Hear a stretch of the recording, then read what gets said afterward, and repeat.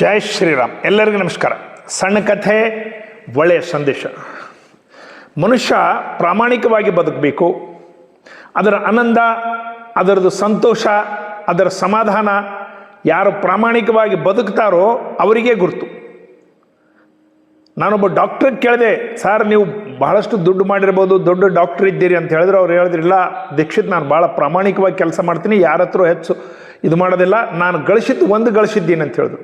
ಏನು ಸರ್ ದೊಡ್ಡ ಬಿಲ್ಡಿಂಗ್ ತೊಗೊಂಡಿದ್ದೀರಾ, ಆಸ್ತಿ ಮಾಡಿದ್ದೀರಾ, ಏನು ಮಾಡಿದ್ದೀರಾ ಅಂತ ಕೇಳಿದ್ರೆ, ಇಲ್ಲ ನಾನು ಬೆಡ್ ಮೇಲೆ ಹೋದ್ಮೇಲೆ 5 ನಿಮಿಷದೊಳಗೆ ಗುರಿಕೆ ಹೊಡಿತೀನಿ, ಅಷ್ಟು ಆನಂದವಾಗಿ ನಿದ್ದೆ ಬರ್ತದೆ, ನಾನು ಅದನ್ನೊಂದೇ ಗಳಿಸ್ತೀನಿ ಅಂತೇಳಿ. ಯಾಕೆ ನನ್ನ ಲೈಫೆಲ್ಲ ಪ್ರಾಮಾಣಿಕವಾಗಿದೆ, ಕಾರಣ ನನಗೆ ನಿದ್ದೆ ಬರ್ತದೆ ಅಂತೇಳಿ. ನೋಡ್ರಿ ಅದರಲ್ಲಿ ಎಷ್ಟು ಆನಂದ ಅದ ಆ ಪ್ರಾಮಾಣಿಕತೆಯಲ್ಲಿ. ಅದು ಯಾರು ಅನುಭವ ಮಾಡ್ತಾರೋ ಅವರಿಗೆ ಗುರುತು, ಬೇರೆಯವ್ರಿಗೆ ಗುರುತಾಗೋದಿಲ್ಲ. ಒಮ್ಮೆ ಜಯಪ್ರಕಾಶ್ ನಾರಾಯಣ ಅವರು ಇದ್ದಾಗ ಉತ್ತರ ಪ್ರದೇಶದಲ್ಲಿ ಡಾಕುಗಳು ಇದು ಜಾಸ್ತಿ ಇತ್ತು. ಅವ್ರನ್ನೆಲ್ಲ ಹಿಡಿದು ಆ ಡಾಕುಗಳನ್ನ ಜೈಲಿನಲ್ಲಿ ಹಾಕಿದ್ರು. ಜಯಪ್ರಕಾಶ್ ನಾರಾಯಣ ಅವರಿಗೆಲ್ಲ ಬಿಟ್ಟುಬಿಟ್ರು. ಜನತಾ ಪಾರ್ಟಿ ಸರ್ಕಾರ ಬಂದಾಗ, ಬರ್ರಿ ಜನಜೀವ ಶ್ರವಂತಿಯಲ್ಲಿ ಬರ್ರಿ, ಕೆಲಸಗಳನ್ನು ಮಾಡ್ಕೋರಿ, ನೀವು ಬದುಕ್ರಿ ಆರಾಮವಾಗಿ ಅಂಥೇಳಿ ಎಲ್ಲ ಕ್ಷಮ ಮಾಡಿಬಿಟ್ರು. ಅದನ್ನೇ ಆದರ್ಶವಾಗಿ ತೊಗೊಂಡು NT ರಾಮಾರಾವ್ ಇಲ್ಲಿ ಕೆಲವು ಮಂದಿ ಕಳ್ಳರನ್ನ ಬಿಟ್ಬಿಟ್ಟ. ಅವರು ಆದರ್ಶವಾಗಿ ಬದುಕಬೇಕು ಅಂಥೇಳಿ, ನೀವು ಬಹಳ ಕಳ್ತನ ಮಾಡ್ತಾ ಇದ್ರಿ, ಕೇಸ್ ಆಯಿತು, ಅದಾಯಿತು, ಈಗ ಬಿಟ್ಬಿಟ್ಟಿದ್ದೀವಿ, ನೀವು ಜನರು ಮತ್ತೆ ಶ್ರವಂತಿಯಲ್ಲಿ ಬಂದು ಆರಾಮವಾಗಿ ಆತ್ಮೀಯವಾಗಿ ಬದುಕ್ರಿ ಅಂಥೇಳಿ. ಆ ಕಳ್ಳರಿಗೆ ಒಂದು ಪೇಪರ್ದವ್ರು ಇಂಟರ್ವ್ಯೂ ಮಾಡಿದರು, ಒಂದು ತೆಲುಗು ಮ್ಯಾಗ್ಝಿನ್ದವ್ರು. ಆ ಮ್ಯಾಗ್ಝಿನ್ ನನ್ನ ಕಟಿಂಗ್ ಇನ್ನೂ ನನ್ನ ಹತ್ರ ಇದೆ. ಆ ಮ್ಯಾಗ್ಝಿನ್ದವರಲ್ಲಿ ಅವರಿಗೆ ಕೇಳಿದ್ರು, ಆ ಕಳ್ಳರಿಗೆ, ಏನಪ್ಪ ನಿಮ್ಮ ಮೊದಲನೇ ಜೀವನ ಈಗಿನ ಜೀವನಕ್ಕೆ ಏನು ಡಿಫ್ರೆನ್ಸ್ ಅದ, ಏನು ವ್ಯತ್ಯಾಸ? ನೀವು ಕಳ್ತನ ಮಾಡ್ತಾ ಇದ್ರಿ, ಬಹಳ ಕಡೆ ಇದು ಮಾಡಿದ್ರಿ, ಜೈಲಿಗೆ ಹೋಗಿ ಬಂದ್ರಿ, ಎಷ್ಟೋ ದುಡ್ಡು ಸಂಪಾದನೆ ಮಾಡಿದ್ರಿ, ಈಗ ಕೇವಲ ಕೈ ರಿಕ್ಷಾಗಳು, ಅವಾಗ ರಿಕ್ಷಾಗಳಿದ್ವು, ಆಟೋ ರಿಕ್ಷಾ ಇದ್ದಿದ್ದಿಲ್ಲ, ಈ ರಿಕ್ಷಾಗಳನ್ನು ತೊಳೆದು ಜೀವನ ಮಾಡ್ತಾ ಇದ್ದೀರಿ, ಏನು ಡಿಫ್ರೆನ್ಸ್ ಅದ ಅದರಲ್ಲಿ ಅಂತ ಹೇಳಿದಾಗ ಅವ್ರು ಹೇಳಿದ ಮಾತು, ಆ ಕಳ್ಳರು ಹೇಳ್ತಾರ, ನಾವು ಕಳ್ತನ ಮಾಡ್ತಾ ಇದ್ದೆವು, ನಾವು ವಿಜಯವಾಡ, ನೆಲ್ಲೂರು, ಗುಂಟೂರು ಅಲ್ಲೆಲ್ಲ ದೊಡ್ಡ ದೊಡ್ಡ ದೇವಾಲಯಗಳನ್ನು ಕೀಲಿ ಮುಡಿದು ಕಾಲಿನಲ್ಲಿ ಶೂಸ್ ಹಾಕ್ಕೊಂಡು ಒಳಗೆ ಹೋಗಿ ದೇವಿ ಕೊಳ್ಳಲ್ಲಿ ಇದು ಮಂಗಳಸೂತ್ರ ಹರ್ಕೊಂಡು ಇದು ಮಾಡಿಕೊಂಡು ಏನೇನವ ಸಾಮಾನು ಬೆಂಡೋಲಿಗಳು ಅವು ಇವು ದೇವಿ ಕೊಳ್ಳಾಗಿದ್ದು, ದೇವ್ರ ಕೊಳ್ಳಾಗಿದ್ದು ಬೂಟ್ ಕಾಲು ಹಾಕೊಂಡು ತಂದಿವಿ, ನಮಗೇನೂ ಆಗಿಲ್ಲ, ಯಾವ ದೇವ್ರು ನಮಗೆ ಕಣ್ಣೋಗಿಲ್ಲ, ಏನೂ ಆಗಿಲ್ಲ. ಆದರೆ ನಾವು ಆ ರೊಕ್ಕನ ತಂದಾಗ ಪೊಲೀಸರು ಹಿಡಿದಾಗ ವಿಪರೀತ ಹೊಡಿತಿದ್ರು. ನಾವು ಕಳ್ತನ ಮಾಡಲಾರ್ದೆ ಎಷ್ಟೋ ದಿವಸಗಳಿದ್ದರೂ ಕೂಡ ಎಲ್ಲಿಯೋ ಕಳ್ತನ ಆದ್ರೆ ನಮ್ಮನ್ನು ಹಿಡ್ಕೊಂಡು ಬಂದು ಹೊಡಿತಿದ್ರು. ನಾವು ಗಳಿಸಿದ ರೊಕ್ಕ ಎಲ್ಲ ಇವರಿಗೆ ಲಂಚಗಳು ಕೊಡೋದು, ನಾವು ಕುಡಿಯೋದು, ಅದರ ಸಲುವಾಗೇ ಹೋಗ್ತಿತ್ತು. ಒಂದು ದಿವಸ ಸಮಾಧಾನವಾಗಿ ನಮಗೆ ನಿದ್ದೆ ಬಂದಿಲ್ಲ.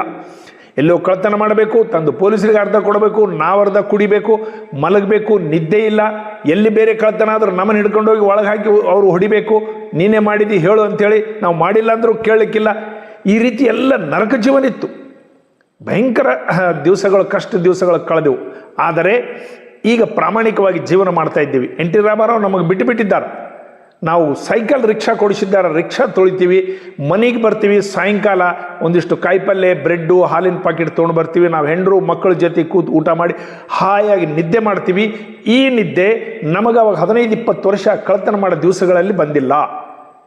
ನೋಡ್ರಿ, ಈ ನಿದ್ದೆ ಎಷ್ಟು ಪ್ರಾಮಾಣಿಕವಾಗಿದ್ದ ಮನುಷ್ಯಗ ಒಂದು ಬ್ರೆಡ್ಡು, ಕಾಯಿಪಲ್ಯ, ಹಾಲು ಮೊಸರು ತಂದ್ಕೊಂಡು ಹೆಂಡರು ಮಕ್ಕಳ ಜೊತೆಗೆ ಊಟ ಮಾಡಿ ಆನಂದವಾಗಿ ಏನು ಮಲಗ್ತಾನ, ಈ ಸುಖವಾದಂಥ ಸಮಾಧಾನ, ಮನಸ್ಸಿನ ಶಾಂತಿ, ನಿದ್ದೆ ಆ ಕಳ್ತನ ಮಾಡಿದಾಗ ಬರ್ತಿದ್ದಿಲ್ಲ. ಇವತ್ತು ದೊಡ್ಡ ದೊಡ್ಡ ಮಿನಿಸ್ಟ್ರುಗಳು ಕಳ್ತನ ಮಾಡೋರು, ಸ್ವಿಚ್ ಬ್ಯಾಂಕ್ನ ರೊಕ್ಕ ಇಟ್ಟವರು, ಕೋಟ್ಯಾಧೀಶರು, ಅನ್ಯಾಯ ಮಾಡೋರು ಎಲ್ಲರಿಗೂ ಇದೇ ಸಮಸ್ಯೆ. ಈಸಿಸು ಗುಳಿಗೆಗಳು ಹಾಕತ್ತಾರ, ನಿದ್ದೆ ಬರೋದಿಲ್ಲ, ಬೇಚೈನಿ ಇರ್ತಾರ. ಅವ್ರು ಆಡೋದೊಂದು ಮಾತು, ಮನಸ್ಸಿನಾಗೊಂದು ಫೋಸ್ ಒಂದು ಕೊಡ್ತಾರ, ಈಚೆಗಳು ಇದು ಮಾಡ್ತಾರ, ಸುಮ್ಮನೆ ಪೋತು ಗಾಂಭೀರ್ಯ ಅಂತಂದಂಗೆ ಸುಮ್ಮನೆ ತಿರುಗ್ತಾ ಇರ್ತಾರ.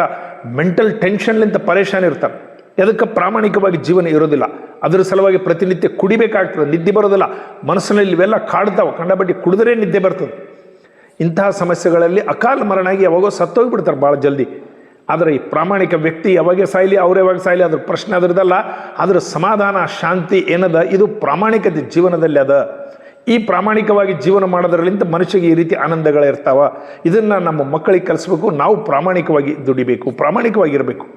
ನಾವು ಪ್ರಾಮಾಣಿಕ ವ್ಯಕ್ತಿಗಳನ್ನೇ ನೋಡ್ರಿ. ಲಾಲ್ ಬಹದ್ದೂರ್ ಶಾಸ್ತ್ರಿ ಹೆಸರು ಇವತ್ತಿನ ದಿವಸ ನೆನೆಸ್ತೀವಿ, ಅಟಲ್ ಬಿಹಾರಿ ವಾಜಪೇಯಿ ಅವ್ರನ್ನ ನೆನೆಸ್ತೀವಿ. ರಾಜಕೀಯ ಕ್ಷೇತ್ರದಲ್ಲಿ ಅನೇಕ ಜನರಿದ್ದಾರೆ. ಸರ್ವೇಪಲ್ಲಿ ರಾಧಾಕೃಷ್ಣನ್ ಇದ್ದಾರೆ, ರಾಜೇಂದ್ರ ಬಾಬು ಇದ್ದಾರೆ. ನಮ್ಮ ಸ್ವತಂತ್ರ ಸಲುವಾಗಿ ಹೋರಾಡಿದ ಅನೇಕರು, ದೇಶದ ಸಲುವಾಗಿ ಪ್ರಾಣ ಕೊಟ್ಟಂಥ ಭಗತ್ ಸಿಂಗ್, ಚಂದ್ರಶೇಖರ್ ಆಜಾದ್, ಸುಖದೇವ್, ರಾಜ್ಗುರು, ಸಾವರ್ಕರ್, ಇವರೆಲ್ಲ ಪ್ರಾಮಾಣಿಕವಾಗಿ ಜೀವನ ಮಾಡಿದಂಥ ವ್ಯಕ್ತಿಗಳು, ದೇಶಕ್ಕಾಗಿ ಪ್ರಾಣ ಕೊಟ್ಟಂಥ ವ್ಯಕ್ತಿಗಳು. ಅಂಥವ್ರನ್ನ ಮಾತ್ರ ನಾವು ನೆನೆಸ್ತೀವಿ, ಬೇರೆಯವ್ರನ್ನ ನೆನೆಸೋದಿಲ್ಲ. ಒಬ್ಬ ಸ್ಕೂಲ್ ಟೀಚರ್ ಇದ್ದ. ಆ ಮಕ್ಕಳಿಗೆ ಕೇಳಿದ, ಮಗುವೇ ನಿಮ್ಮ ಹೆಸರೇನು, ನಿಮ್ಮ ತಂದೆ ಹೆಸರೇನು? ಎಲ್ಲ ಮಕ್ಕಳು ಹೇಳಿದರು. ನಿಮ್ಮ ತಾತನ ಹೆಸರೇನು? 50% ಮಕ್ಕಳೇ ಹೇಳಿದರು. ನಿಮ್ಮ ಮುತ್ತಾತನ ಹೆಸರೇನು? ಯಾರೂ ಹೇಳಲಿಲ್ಲ. ಗುರ್ತೇ ಇಲ್ಲ ಸರ್ ನಮಗೆ. ನಮ್ಮ ಮುತ್ತಾತನ ಹೆಸರು ಹೆಂಗೆ ಗುರ್ತು? ನಾವು ಅಪ್ಪಂದು ಗುರ್ತು, ಕೆಲವು ಮಂದಿಗೆ ತಾತಂದು ಗುರ್ತು. ರಾಮ ಗುರ್ತು ಸರ್, ರಾಮಾಯಣದಲ್ಲಿ ಬರ್ತಾನೆ. ಕೃಷ್ಣ ಗುರ್ತು ಸರ್, ಕೃಷ್ಣ ಮಹಾಭಾರತದಲ್ಲಿ ಬರ್ತಾನೆ. ವಿವೇಕಾನಂದರ ಗುರ್ತು ಸರ್, ವಿವೇಕಾನಂದ ಚರಿತ್ರೆ ಓದಿದ್ದೀವಿ. ಸಂತ ಬಸವೇಶ್ವರ ಗುರ್ತು ಸರ್, ನಾವು ಓದಿದ್ದೀವಿ. ಶಂಕರ ಭಗವತ್ಪಾದರು ಗುರ್ತು ಸರ್, ನಾವು ಓದಿದ್ದೀವಿ. ಎಲ್ಲರೂ ಹೇಳಲಿಕ್ಕಂತರು. ಆವಾಗ ಟೀಚರ್ ಅವ್ರಿಗೊಂದು ಮಾತು ಕೇಳಿದ್ರು, ಮಕ್ಕಳೇ, ನಾನು ಸಾವಿರಾರು ವರ್ಷದ ಕೆಳಗೆ ಹುಟ್ಟಿದ ಬಸವೇಶ್ವರ, ಶಂಕರ ಭಗವತ್ಪಾದರು, ರಾಮ, ಕೃಷ್ಣ ಇವರು ಎಲ್ಲರೂ ಗುರ್ತದ ಅಂತ ಹೇಳಿದ್ರಿ. ನಿಮ್ಮ ತಾತ ಮುತ್ತಾತನ ಹೆಸರು ಗುರ್ತಿಲ್ಲ. ನಿಮಗಾಗಿ ಆಸ್ತಿ ಮಾಡಿ, ನಿಮಗಾಗಿ ದುಡ್ಡು ಮಾಡಿ, ನಿಮಗಾಗಿ ಇಷ್ಟೆಲ್ಲ ಮಾಡಿದ್ದಾರೆ, ಅವ್ರ ಹೆಸರುಗಳು ನಿಮಗೆ ಗುರ್ತಿಲ್ಲ. ಆದರೆ ಸಾವಿರಾರು ವರ್ಷದ ಕೆಳಗೆ ಹುಟ್ಟಿದವ್ರ ಹೆಸರೆಲ್ಲ ಗುರ್ತವಲ್ಲ. ಮಕ್ಕಳಿಗೆ ಗುರ್ತಾಗಲಿಲ್ಲ, ಏನು ಹೇಳಬೇಕು ಉತ್ತರ ಅಂತೇಳಿ. ಆವಾಗ ಅವರು ಟೀಚರ್ ಹೇಳ್ತಾರೆ, ಮಕ್ಕಳೇ ನೋಡ್ರಿ, ಯಾರು ಕೇವಲ ತನಗಾಗಿ ಬದುಕ್ತಾನೋ, ತನ್ನ ಸಲುವಾಗಿ ರೊಕ್ಕ ಹೆಂಡ್ರು ಮಕ್ಕಳಂತಾನೋ ಅಂಥ ಕೋಟ್ಯಾಂತರ ಸೌಕಾರರು ಮಣ್ಣಲ್ಲಿ ಕಲ್ತೋಗ್ಯಾರ, ಅವ್ರನ್ನ ಯಾರೂ ನೆನೆಸೋದಿಲ್ಲ.